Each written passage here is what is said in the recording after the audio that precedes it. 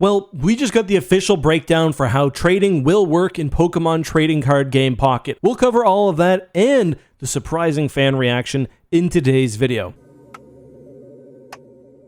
Here we go. Hey guys, this is Justin. Hello and welcome to another video. So, the official details are out. Trading has been detailed, and for the short version, it's as we predicted and as was leaked earlier this week. So, here it is. Trades can be done between friends. Trades can be done with cards of the same rarity. At the time of launch, only certain cards from Apex and Mythical Island will be traded, but that selection will be expanding. Cards with a rarity of 1 to 4 diamonds and 1 stars can be traded, and items must be consumed in order to trade. The update also mentions that new boosters will be releasing this month, and new features and encounters, whatever that means, are currently being worked on. Alright, so the trading, put simply, I think, is pretty friendly. As leaked, the max level card you can trade is a 1 star, and while that seems low, in reality that means you can trade one playable version of every single card in the game. There are no cards, at least as far as I'm aware. It's possible there are some slightly unique variants, but generally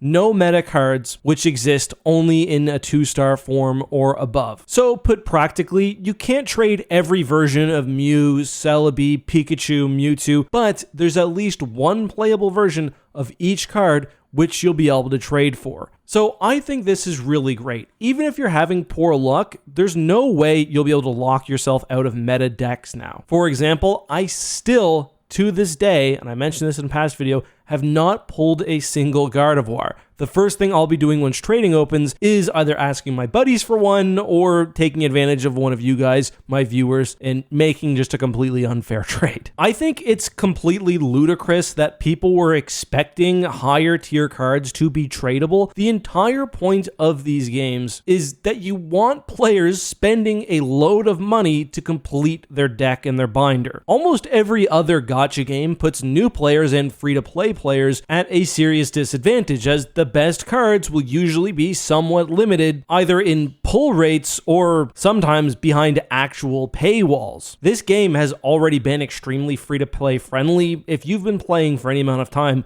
it's guaranteed that you have a meta deck, and with this system, you can make any deck you want if you're willing to spend time to find a buddy to trade with. I'm almost thinking as if they've monetized cosmetics, because on a gameplay level right now, everyone should be able to make the deck they want without too much hassle or really any money spent, which is good. I do wonder what items will be consumed in order to trade. I guess my speculation that it would be energy of some form has not come to pass. Hopefully it's not some really premium item that is like impossible to get. Although, again, I don't think they want people trading like tens of cards, but it is a good way to pick up the 1 or 2 you're missing. So I'm really happy with the system. I think it's completely fine. There's no functional difference between a 4 diamond and a higher one, other than it looks nicer in your digital binder. And I'm surprised people are so caught up on that. But an hour after announcement, the thread on the PTCGP Reddit is blowing up. The number 2 rated comment right now is, not being able to trade 2 stars at least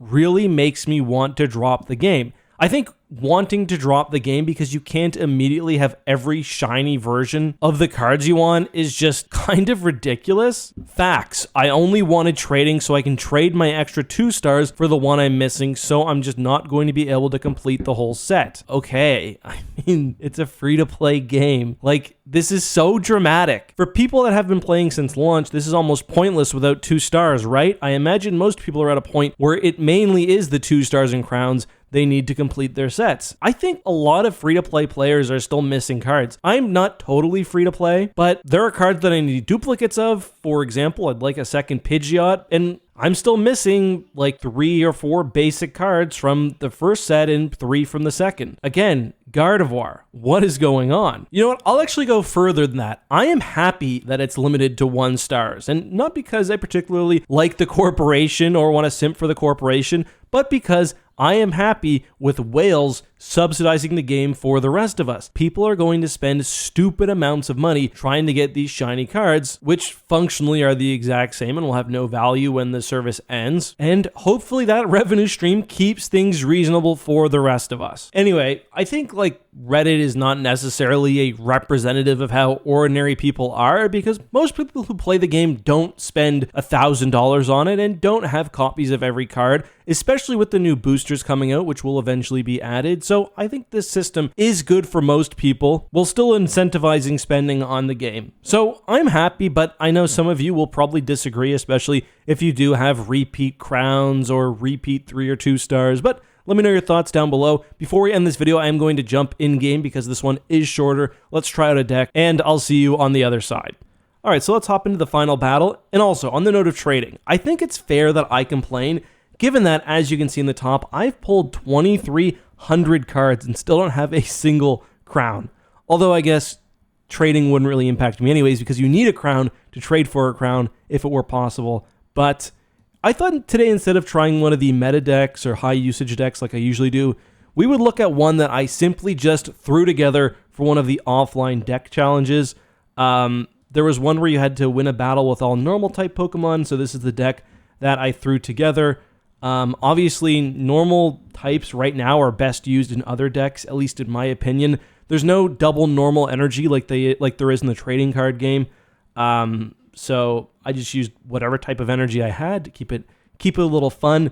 Farfetch'd, like he is in every deck, is the star here. 40 damage right off the bat. Turn 1, 1 energy. What a stud.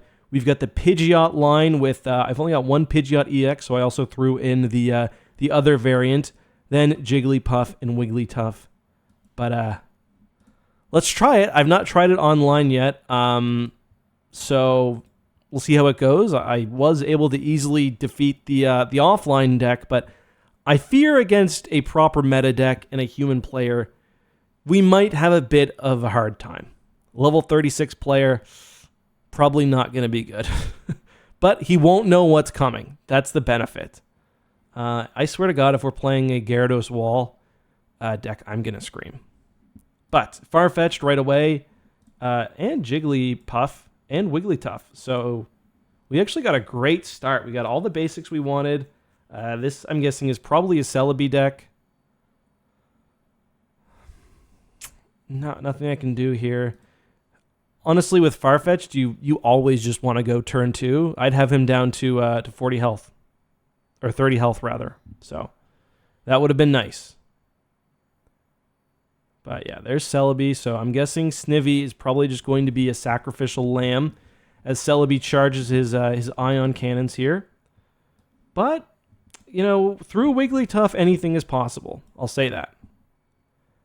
The question is, do we want to Sabrina in his Celebi? We could get Celebi down to 90. He'd have, next chance, he'd have a 1 in 4 shot of knocking me out. 1 in 2 if he's got a Giovanni. Do we want to do that? I don't think so. Just because we also need time to get Wigglytuff some energy. So let's just keep playing this. Celebi is scary, but you know, what can we do? I think, yeah, we'll see. You see, like, I don't mind him slowing this process down because it gives me time to get Wigglytuff some energy. Also, I've got my baby with me. If you hear, like, sounds, that's what that is. All right, let's just get that energy to old Wigglytuff there. Keep the leak slap going. And yeah, I wonder if he's going to retreat Servine. I guess it depends on whether he's got an X speed or not, probably. I've never seen that card in action. That's only the 2-star. Pretty cool. Celebi's like a little ballerina. Okay. So, kind of weird, but... Oh, that's why. Okay. So now Celebi's got 4 energy. We're in deep doo-doo right now. That's okay. We'll do our best.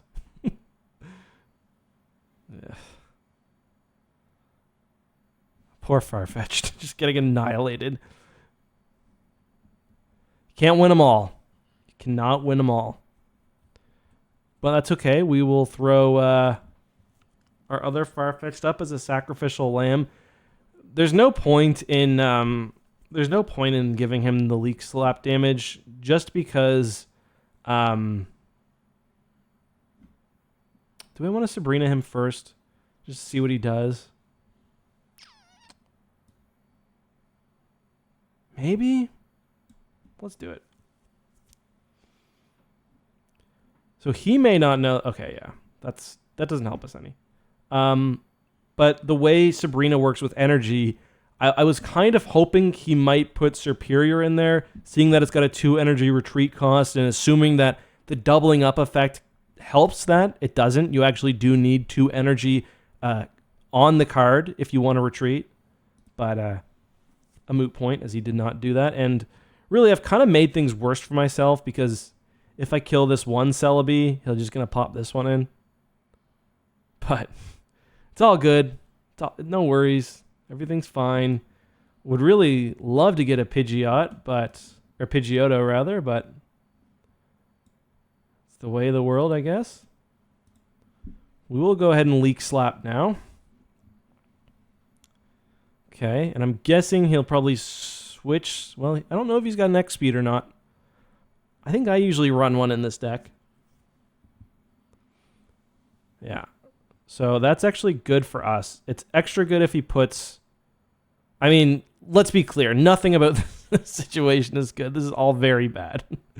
But I was hoping he wouldn't do that. Come on, Farfetch'd. You're tough, right? Oh.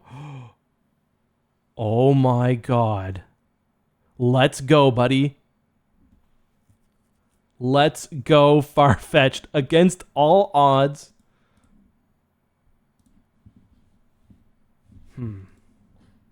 Okay. I'm not sure if I'm cooking something here or not. Probably not, but... I mean, I need to get a coin flip. There's a lot of things that need to go right for me to win.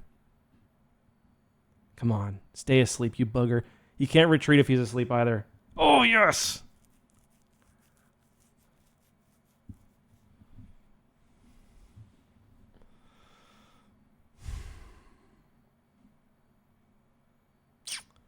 Okay. I assume he's just going to feed energy to the other Celebi now. So I'm kind of questioning what I want to do. So that's exactly what I was hoping for. I could really, really use... I mean, I've got a lot of health. That's the thing. I do have a lot of health. I think what I'd like to do is get Farfetch'd. So if I get Farfetch'd in there, I could get Celebi down to within 1 shot. I think we do that. I don't know if that's the right decision, but... I mean, he's still asleep as well, so...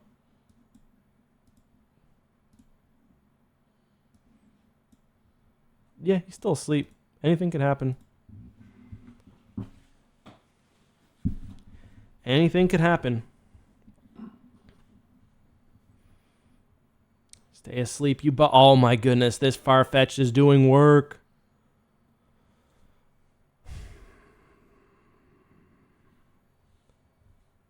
I mean, if he's not dumb, he'll give the energy to...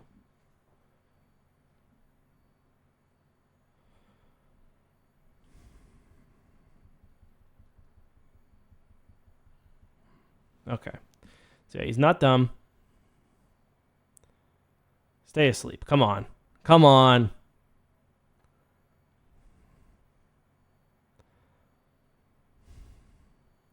So he's going to have... Oh, my God. So he'll have 6. I still haven't gotten that dang Pidgeot. Okay, so he's going to have 6 shots. Actually, he'll have 8. And he only needs to hit 3. but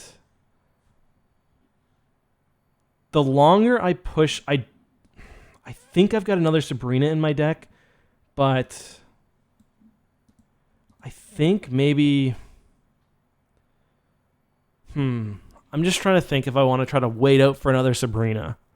So if I get another Sabrina, he'll probably put Delmise in. He does have... You know what? Fuck it. We're going to let... Pardon my French. No, you know what? I changed my mind. I think our best bet of winning is just hoping for a good coin flip and hoping we get a Sabrina. Let's go ahead and use this Pokeball. I think I might have a basic left. No.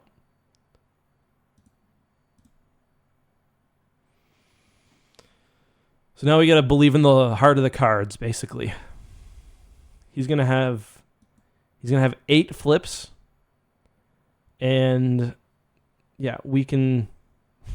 He's got to get 2. He can't even have 3. So it's not looking good. I'm not gonna lie to you, fine folks. It is not looking good. I'm gonna scream if we survive this. Like, actually scream.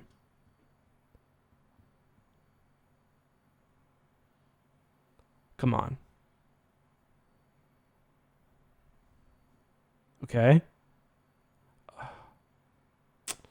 Damn. Well, it was a good effort. It was a good effort.